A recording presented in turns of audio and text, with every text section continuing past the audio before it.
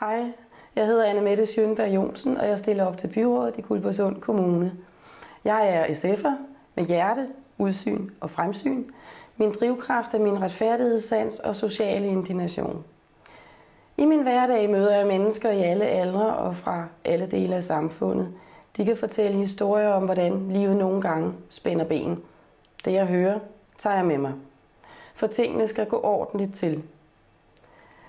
Ikke mindst, hvis man er arbejdsløs, syg, har et handicap. Den offentlige service skal være rationel. Den skal tænkes på tværs og udføres med empati, respekt og kvalitet, en selvfølge. Kommunen skal gøre, hvad der er muligt for at skabe arbejdspladser og gøre Guldborgsund til et endnu mere attraktivt sted at bo. Vi skal satse på by- og landdistriktsudvikling, på energirenovering og på naturen som den vigtigste ressource i kommunen, foruden selvfølgelig dens mennesker. Erhverv, turisme, fornyelse. En god idé skal tages positivt op, og måske er det lige din idé, der kan løfte. Vores byer og landsbyer skal være rare steder at færdes og leve, trivsel og fællesskab i inspirerende miljøer.